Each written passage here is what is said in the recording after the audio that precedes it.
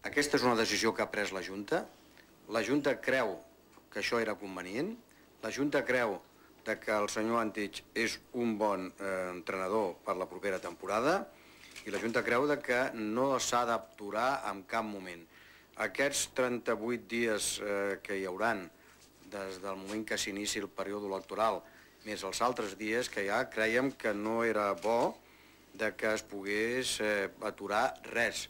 Hi ha una clàusula que en cas que hi hagi rescissió de contracte no hi ha indemnització que tingui que pagar el club amb el senyor Antich. Me siento capacitado de enfrentar un nuevo proyecto. Siento estos 2 meses que supe conectar con la gente y sobre todo en situación que se encuentra el club, yo creo que es una decisión acertada el momento de hacerla, pensando como se tratase de fútbol, pues que trabajo debe realizarse ya. Doncs de moment, com hem pogut escoltar, Radomir Antich queda renovat el seu contracte. T'ha sorprès? Jo pensava, a mi m'ho ha dit un amic meu per telèfon i pensava que m'ho fotia de conya. Sí, jo pensava que no fotis, va. Home, si t'arriba a trucar el clapés no t'ho creus segur. No, perquè m'ha dit, vas a l'entorn avui? Dic, sí. Diu, saps això? Dic, va, no fotis, ja comencem aquí. Pensava que era una conya. És que no es pot entendre, no? És com un president en funcions i una junta en funcions, doncs pot comprometre un entrenador dient com si fes un plantejament de futur. L'Antich diu, ell mateix ha dit que ha d'empezar a treballar. Doncs treballi demà. Si té que seguir treballant, si queden 7 partits de Lliga. Però pot treballar fins al 30 de juny, perquè la resta està... Que pot treballar fins al 30 de juny, però la resta està absolutament condicionat. Però per això no calia renovar-lo. Que ha de tenir les mans lliures. No, és que el problema és que ara qui vindrà, el primer que es trobarà és el tràngol d'haver-li de dir, si no està d'acord en que aquest senyor segueixi, el tràngol d'haver-li de dir, senyor Antich, escolti'm... Amb la majoria de candidats viatjant per Europa buscant un nou entrenador, no s'acaba d'entendre ben bé. És que encara que la junta directiva tingui, diguéssim, la potestat, diguéssim, o la possibilitat de poder fer una gestió d'aquest tipus i renovar un entrenador, moralment no està en condicions de fer-ho. El dilluns se'n van.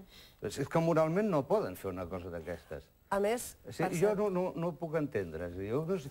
Són ganes d'emmerdar la troca.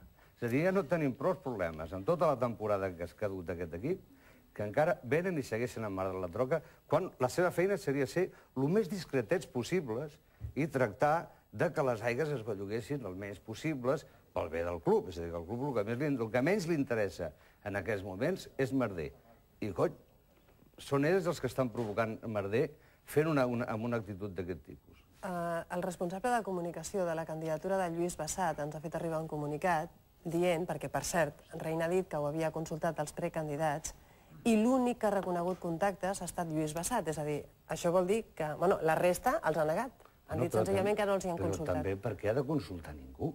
És a dir, amb tot el meu respecte a tothom que hagi declarat la seva intenció de presentar la seva candidatura a unes properes eleccions, només són socis del Futbol Club Barcelona com qualsevol de nosaltres. És a dir, per què ha de consultar amb uns senyors determinats que l'únic que han dit és que volen, o no han dit res, o que fan reunions entre ells com a possibles precandidats. No, jo no dic que hagi de consultar o no. El que dic és que Reina ha justificat el fet d'haver fet aquest pas de renovar Antich dient que ja li ha demanat el vistiplau o ha demanat opinió. Quina mena de justificació davant de qui? És a dir, davant de qui? És a dir, encara que ho hagués fet, que no ho han reconegut, per lo vist, aquest cel... Només Bassat ha reconegut contactes i ha dit que Bassat li ha comentat a Reina que ell no estava d'acord en renovar Antich.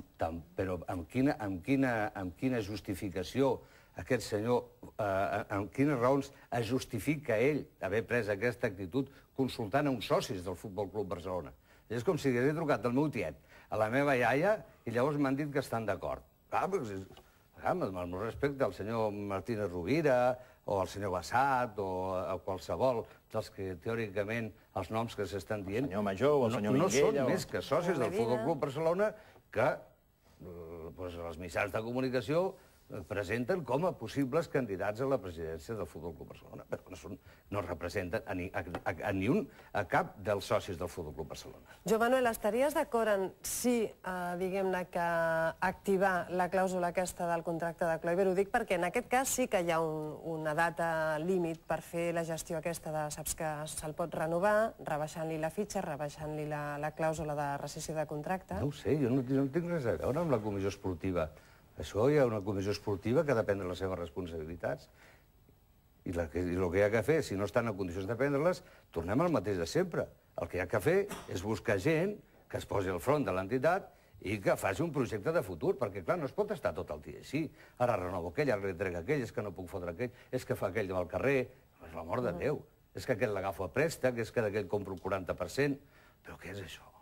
Si per una cosa s'ha caracteritzat, i aquí avui ho estem comprovant, Joan Manuel Serrat, és per dir les coses pel seu nom. I quan ha hagut de parlar del Barça, això no ha estat una excepció.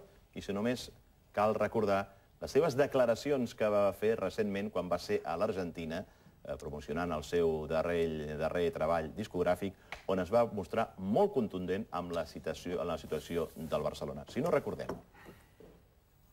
Pasa que, bueno, como cualquier institución, una institución funciona en la medida que su dirigencia funciona, ¿no? Y nosotros pues tenemos una dirigencia que en los últimos años ha desvalijado las arcas del club, o bien por una política errónea de fichajes, o bien por otras cuestiones de comisiones, mangoneos, esto para ti, esto para mí, lo que sea, ¿no? Pero evidentemente desde que Figo se va al Madrid, toda la rastra de fichajes que va haciendo esta gente son un desastre, no sé cuántos miles de millones. Precisament, versos en la boca no eren aquestes paraules, perquè va estar molt contundent. Bueno, hi ha que col·locar cada cosa en la seva situació i, sobretot, que col·locar en el context en què això es va dir fa un parell de mesos. Sí, senyor. Quan encara hi havia Joan Gaspar de president. I l'engal d'entrenador. Hi havia una altra situació. El que realment jo em ratifico és, d'alguna manera, en què el patrimoni del club està en una situació que no és... que evidentment no són flors i violes, ni està per tirar, per llançar coets. I si fem un repàs de tot el que s'ha fitxat en els últims anys, podem ser tremendos en aquest moment. És a dir, podem començar a veure com jugadors que valien, que un intermediari els portava per 2.500 milions de peles, segons ell, doncs van acabar costant 3.500 segons el club, i llavors el precio lo pongo yo, Chusito. Chusín. És a dir, clar, totes aquestes coses el soci el mosquegen una mica, diguéssim, no es queda mosquejat. Clar, quan pensa que es paga la clàusula de rescissió de Figo i el que som capaços de portar a Petit i a Overmars, per l'amor pel mateix preu, un s'ho pensa i diu alguna cosa està passant. Entens? Quan pensa que hi ha jugadors que els venem per 50 milions de peles i els comprem l'any següent per 3.500 milions de peles, doncs, home, alguna cosa passa. Vull dir que un pot quedar-se... Un no es queda massa tranquil en aquest sentit. I això te creus que és únicament culpa dels directius o també cal carregar responsabilitats, per exemple, als tècnics que han recomanat aquests jugadors? Suposo que ma mare deia una cosa, diu, entre todos la mataron y ella sola se murió. Aquí el que passa és que hi ha uns directius, i tant de bo, si hi ha uns directius, de vegades només hi havia un president, de vegades només hi havia una persona que deia això va així, i llavors a partir d'allí la piràmide començava a baixar, no sé si passant pels directius o saltant-se de vegades els directius i anant directament a un cos tècnic. Això seria l'ideal. L'ideal seria que hi hagués una cúpula directiva que triés uns responsables esportius i uns responsables administratius, uns responsables en cada una de les àrees, i que aquella gent realment s'ocupés d'allò i que realment tractés d'aconseguir els jugadors el més barat possible, és a dir, que estiguessin el menys calés possible, i que realment aprofitéssim la pedrera com caldria segurament aprofitar-la i buscar al voltant, no acabar fitxant també per 4.500 milions de peles un noi que ha jugat a l'edat molt... Com el Dani Garcia. Per exemple, no? Escolta, i tu quina creus que també és la part de responsabilitat dels jugadors d'aquesta situació per la que passa el Barça? Mira, jo, els jugadors, penso que després de la pilota és el més honrat que hi ha al voltant del futbol. El jugador el que vol sempre és fer-ho el millor que sap i tracta de fer la seva feina el millor que sap, segurament com nosaltres, amb els nostres... I que quan surt a jugar no surt a jugar pensant si guanya molt o si guanya poc. I què penses quan, per exemple, un jugador del Barça és xiulat al Camp Nou? Penso que la gent treu la bronca per bon pot i que de vegades la situa, treu la mala llet que du i la frustració amb un jugador que tracta de fer un contra un i li prenen la pilota, però si li surt l'1 contra 1, llavors la gent es torna boja i diuen que bé la toca i que bé ho fa. Així som, el públic som d'aquesta manera i de vegades segurament els jugadors reben les nostres pròpies frustracions envers de tot el que és els nostres sentiments, les nostres il·lusions. Al fi de comptes, el futbol és això, hi aboquen allí tota una sèrie de sentiments que fan que per això aquest món de passions funcioni d'aquesta manera.